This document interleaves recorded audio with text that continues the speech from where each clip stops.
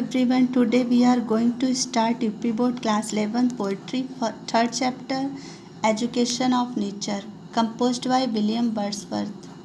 Education of nature अर्थात प्रकृति की शिक्षा। इस पोयम में कवि ने नेचर को, प्रकृति को एक शिक्षक के रूप में प्रस्तुत किया है। कवि ने इसमें एक काल्पनिक बच्ची का शिक्षण प्रकृति के द्वारा कराया है। तो चलिए सीधा पोयम से शुरुआत करते हैं। 3 years he grew in sun and sower. 3 years 3 वर्ष grew पली या बड़ी, सन धूप, सोवर बौछार अर्थात वर्षा।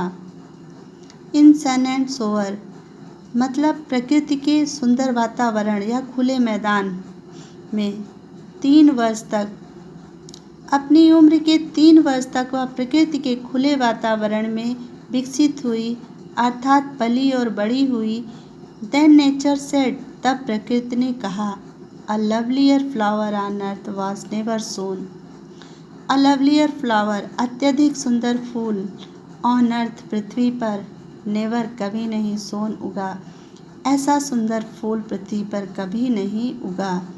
दिस चाइल्ड इस बच्ची को, आई मैं, to myself will take मैं स्वयं लूँगी।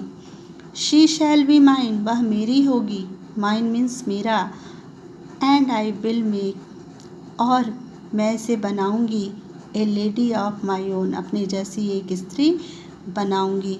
अर्थात पोएट कहता है कि नेचर कहती है कि लूसी 3 वर्ष तक प्रकृति के खुले वातावरण में पली और बड़ी हुई। ऐसी सुंदर और सरल बालिका पहले कभी नहीं पैदा हुई, इसलिए प्रकृति उससे अधिक प्रभावित होती है। उसने लूसी को गोद लेकर के अपनी पुत्री की तरह उसका लालन पालन करने का निश्चय किया। प्रकृति चाहती है कि वह लूसी को अपनी योजना अनुसार एक महिला बना सके, एक संपूर्ण स्त्री में परिवर्तित कर सके। Myself will to my darling be, myself will to my darling be मैं स्वयं अपनी प्रिय के लिए होंगी, मैं स्वयं होंगी अपनी प्रिय के लिए। बोथ लॉ एंड इम्पल्स नियम और प्रेरणा का स्रोत, मैं स्वयं उसके लिए दोनों का यानी कि नियम और प्रेरणा का स्रोत बनूंगी। And with me the girls और वह मेरे साथ, वह लड़की मेरे साथ, इन रॉक एंड प्लान चट्टान और प्लेन यानी कि समतल मैदान, विस्तृत मैदान में, इन अर्थ पृथ्वी पर, एंड हेवन और स्वर्ग में, इन ग्लैड विस्तृत मैदान, एंड पावर कुंज और लताओं में, सी फील एंड ओवरसीइंग पावर वह सी फील वह महसूस करेगी, ओवरसीइंग पावर प्राकृतिक शक्ति को, प्रकृति की शक्ति को वह महसूस करेगी। टू किंडल और रेस्ट्रेन और उस शक्ति को महसूस करेगी जो किंडल प्रेरित करती है और नियंत्रित करती है। उस शक्ति को ये मेरे साथ रॉक में, चट्टान में, विस्तृत मैदान, पृथ्वी, स्वर्ग, कुंज और लताओं में वह उस पावर को, उस शक्ति को महसूस करेगी। She shall be sportive as the fawn, sportive चंचल अर्थात फुर्तीला, एज द फॉन हिरन के बच्चे की तरह। दैट वाइल्ड विथ ग्ली प्रसन्नता पूर्वक, वाइल्ड विथ ग्ली मीन्स प्रसन्नता पूर्वक या आनंद पूर्वक। अक्रॉस द लॉन मैदान के आर पार, or up the mountain spring पर्वतीय झरनों के ऊपर। She shall be sportive as the fawn वह चंचल होगी, फुर्तीली होगी, एज द फॉन उस हिरन के बच्चे की तरह, जिस प्रकार से हिरन का बच्चा that wild with glee across the lawn प्रसन्नता पूर्वक, आनंद पूर्वक जंगलों में, मैदान के आर पार, or up the mountain spring और पर्वतीय झरनों के ऊपर उछलता कूदता रहता है, खेलता रहता है, उसी प्रकार से लूसी भी उस हिरन के बच्चे की तरह चंचल होगी। And her shall be the breathing warm और ये जो प्राणयुक्त वायु है, ये जो सुगंधित वायु है, ये उसके लिए मरहम का काम करेगी। And hers the silence and the calm, silence and calm means होता है पीस अर्थात शांति। आप mute insensate things, insensate things means होता है विदाउट फीलिंग।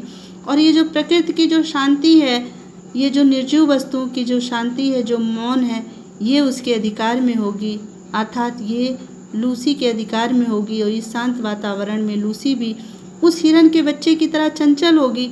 जिस प्रकार से हिरन का बच्चा स्वतंत्र रूप से जंगलों में प्रसन्नतापूर्वक मैदान के आर पार और पर्वतीय झरनों के ऊपर उछलता कूदता रहता है, उसी प्रकार से लूसी भी इस प्रकृति के शांत वातावरण में खेलेगी कूदेगी। अर्थात कवि कहता है कि लूसी प्राकृतिक वातावरण में बहुत खुश होगी। वह प्रकृति की सजीव व निर्जीव वस्तुओं से चुप व शांत रहना सीखेगी। The floating clouds their state shall lend to her. Floating clouds, floating means होता है उमड़ते हुए, तैरते हुए या फिर बहते हुए बादल। क्लाउड्स मीन्स बादल। देयर स्टेट अपनी अवस्था या अपनी स्थिति, शैल लैंड उधार देंगे, टू हर उसको, जो बादल हैं, जो तैरते हुए जो बादल हैं, वो उसको अपनी स्थिति उधार देंगे, अपनी अवस्था उधार देंगे। अर्थात वो तैरते हुए बादल से यानी कि बहते हुए बादल से चलना सीखेगी। For her the blow wind, और जो ब्लो विंड है वो झुक जाएगा, अर्थात जो सरपत का वृक्ष है वो उसके सामने झुक जाएगा, यानी कि वो सरपत के वृक्ष से विनम्रता सीखेगी। Nor shall she fail to see, और वह यह सब देखने पर भी वह कभी असफल नहीं होगी, वह कभी फेल नहीं होगी। Nor shall she fail to see, वह कभी असफल नहीं होगी ये सब देखने के बाद भी। Even in the motions of the storm, motions means होता है गति या चाल, स्टॉर्म तूफान, और तूफान में जो तूफान है, जो तूफान की गति है, उसमें भी ये उस सुंदरता को देख सकेगी, उस सुंदरता को ग्रेस, अर्थात उस सुंदरता को that shell move the maidens from by silent sympathy.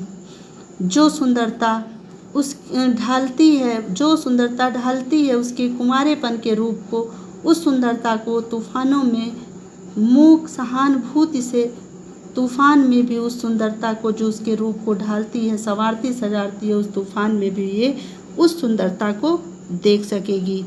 अर्थात यहाँ पोएट कहता है कि प्रकृति कहती है, प्रकृति कह रही है कि जो लूसी है वो उस तैरते हुए बादल से चलना सीखेगी और सरपत के वृक्ष से झुकना सीखेगी, और तूफान की गति से भी वो अधिक तेज चलना सीखेगी। इस प्रकार से लूसी के व्यक्तित्व और चरित्र का निर्माण करने में प्रकृति के जो सभी पदार्थ हैं, जो सभी सजीव और निर्जीव वस्तुएं हैं, वो सब उस महत्वपूर्ण भूमिका निभाएंगे, यानी कि वो सब उसके लिए बहुत ही महत्वपूर्ण होंगे।